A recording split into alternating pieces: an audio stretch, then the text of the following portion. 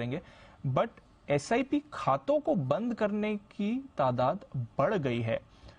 ये interesting update आ रहा है। आइए जरा पूछें एक बार कुशल से कि क्या चल रहा है यहाँ पर। कुशल बताइए। देखिए, जो एग्जिस्टिंग एसआईपीज है वहां पर डिसकंटिन्यूटी आ रही है या फिर उनका टेन्योर कंप्लीट हो गया है।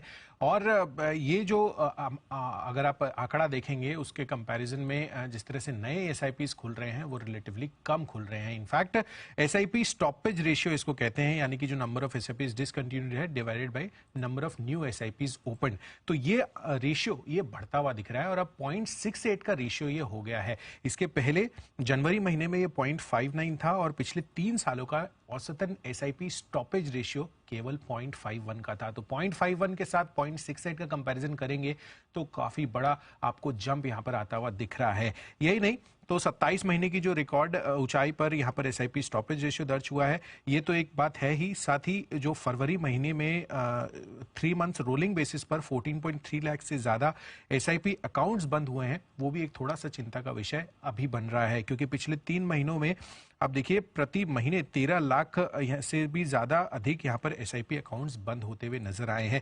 अकाउंट्स का मैं आंकड़ा भी दे देता हूँ। जो नए एसआईपी अकाउंट एडिशंस हुए हैं उसमें भी कमी आई है। फरवरी महीने में 6.64 लाख यहाँ पर नए एसआईपी खाते खुले हैं। जनवरी में 9 लाख से भी ज्यादा थे, दिसंबर में लगभग 8 लाख ये एसआईपी अकाउंट्स थे। तो पिछले 5 महीनों का आंकड़ा तो मेरे सामने है, जहां पर लगातार आपको यहाँ पर फॉल आती हुई दिखी है। फरवरी महीने में पर्टिकुलरली सबसे ज्यादा आपको सबसे कम यहाँ पर नए एसआईपी अकाउंट एडिशन होते हुए दिखे हैं। तो एसआईपी स्टॉपेज रेशियो एक तो बढ़ रहा है और साथ ही नए एसआईपी के जो खाते हैं वो अभी भी कम हो रहे हैं, फरवरी महीने में और कम होते हुए दिखे हैं पिछले 5 महीनों में।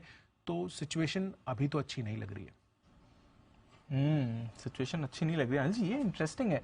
अब आई डोंट नो, हर किसी की अलग अलग वजह हो सकती है, बट क्योंकि ये बाजार का भी थोड़ा कंसोलिडेशन करेक्शन वाला पीरियड चल रहा है, उस बीच में अगर ऐसी खबर है तो फिर कैसे समझना है इससे? नहीं, ज्यादा वजह तो ये है कि पैसा नहीं बन रहा है। नहीं बन रहा है। साल 1.5-2 साल में तो जिन लोगों ने एसआईपी शुरू की उनके पैसे ज्यादा कुछ खास बने नहीं है। लेकिन कई बार क्या होता है कि जब एसआईपी नई आनी कम हो और पुरानी बंद होना शुरू हो, और पुरानी बंद होने के पीछे 2 कारण ही हो सकते हैं। या तो आपके पास पैसे कम हो गए इस वजह से आप बंद करें, या फिर आपको मार्केट अच्छा नहीं लगता इसलिए बंद करें। तो दूसरा वाला कारण ज़्यादा है।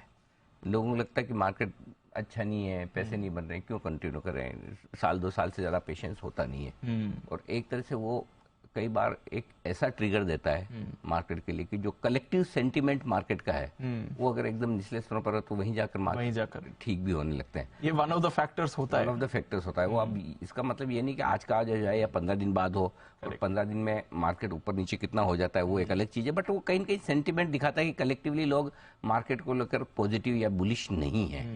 दूसरी एक चीज और भी है दीप, जिसकी वजह से भी एसआईपी के अकाउंट थोड़े बंद हो रहे हैं या फिर नए कम आ रहे हैं।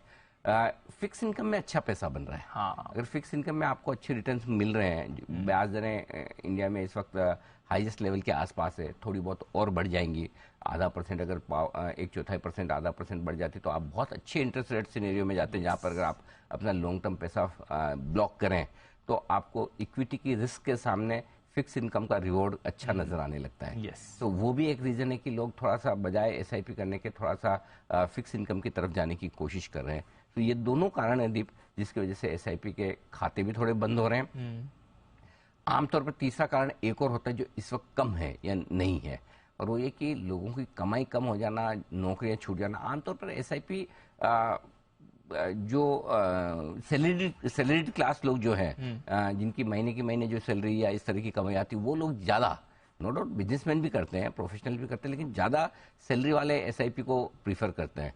सो अभी तक ऐसा कोई संकेत नहीं है कि जहां बहुत सारे ले ऑफ्स हो रहे हों, लोग घर पे बैठे हों और उसकी वजह से उन्हें एसआईपी बंद करनी पड़ रही हो या फिर अपनी इंस्टॉलमेंट ईएमआई भरने में मुश्किल आ रही हो। तो कम से कम तीसरा कारण बड़ा नहीं है। सो अगर तीसरा कारण बड़ा नहीं है तो फिर दूसरे जो 2 कारण है उनमें से जो बड़ा कारण है कि भाई पैसे नहीं बन रहे इसलिए पैसे नहीं लगा रहे हैं, ये ज्यादा समझ में आता है। पैसे नहीं बन रहे इसलिए पैसे नहीं लगा रहे, ये है मामला। ठीक है। एक्चुअली ये बात हमने पहले भी डिस्कस करी है सर कि स्पेशली जो नए निवेशक आए कोविड के बाद इतने यूज्ड टू हो गए थे, किसी भी भाव पर खरीदो अच्छे रिटर्न्स आएंगे, इमीडिएट प्रॉफिट मिलेगा, नियर टर्म में रिटर्न्स आएंगे, कि वो लॉन्ग टर्म पेशेंस की आदत अब थोड़ी कम हो गई। एक्चुअली क्या है, गलती यही होती है कि आप स्टॉक मार्केट को है ना एम्प्लॉयर की तरह समझने लगे कि हर महीने 1 तारीख को आपको पैसे दे देगा, आपने काम कितना भी किया हो, एग्जैक्टली, कम किया हो, ज्यादा किया हो, ज्यादा डांट लगा देगा, या अप्रैल मई में जब अप्रेजल होगा उस समय देख लेगा। ऐसा नहीं होता है। इक्विटी मार्केट इतना अच्छा एम्प्लॉयर है नहीं कि जब आपको जरूरत हो और हमेशा रेगुलर तरीके से, डिसिप्लिन तरीके से आपको पैसे देते रहे। एब्सोल्युटली। ये तो मतलब ऐसा है कि जहां आपको मतलब ये भगवान की तरह पूजा करते रहो, रोज जपते रहो, जिस दिन प्रभु प्रसन्न होंगे उस दिन होंगे जरूर, लेकिन वो पहले देखेंगे भक्त में भक्ति कितनी है ना, कितने लंबे समय तक लगा रहता है, रोज याद करता है कि तो वो वाली चीज है।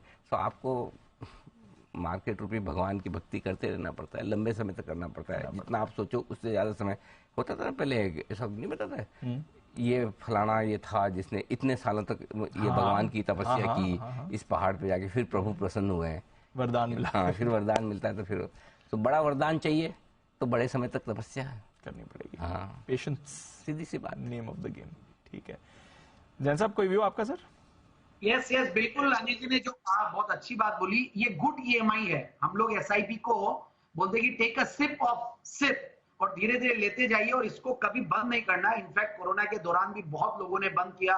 उस टाइम पे अलग से हर वेबिनार में या सेमिनार में एसआईपी बंद नहीं करो, उसके ऊपर काफी बार मैंने मतलब राय दी भी। और अभी भी ये बोलूंगा कि इस बार क्या हुआ, रिटेल इन्वेस्टर्स मिड कैप और स्मॉल कैप के म्यूचुअल फंड्स में भी बहुत लगाया। हमारे जैसे कई जो मैं बोलूंगा कि रायचंद जी जो एनालिस्ट है, वो लोगों ने, सब ने ही, हम लोगों ने स्मॉल कैप मिड कैप में किया, और सर्टेनली आगे आने वाले दिनों में पैसे बनेंगे भी।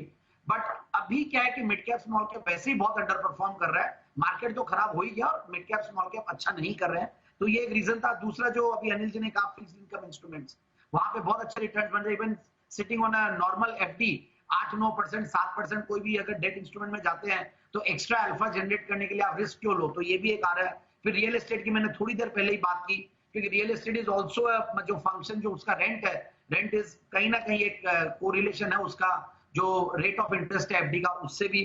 फिर गोल्ड सिल्वर अच्छे करेक्शन हुए थे, अच्छे अट्रैक्टिव लेवल्स पे है, तो फ्लाइट टू सेफ्टी, तो ये सारी चीजें कहीं ना कहीं प्ले कर रही है। बट अगेन मेरी राय यही रहेगी कि एसआईपी जिन्होंने स्टार्ट किया प्लीज बंद मत कीजिए। ये हो सकता है एक तो न्यूमरेटर डिनोमिनेटर वाला इफेक्ट भी है, कम आ रहे हैं इसीलिए ज्यादा जा रहे हैं, और कम आ रहे हैं इसलिए भी रेशियो दिख रहा है। But it's a good EMI, लोगों को बिल्कुल इन्वेस्टेड रहना चाहिए, बिल्कुल इन्वेस्ट करें, उसकी तरफ देखे भी नहीं। और मुझे लगता है कि 5 साल 6 साल 10 साल बाद आपको कंपाउंडिंग दिखेगी किस तरीके का बदलाव।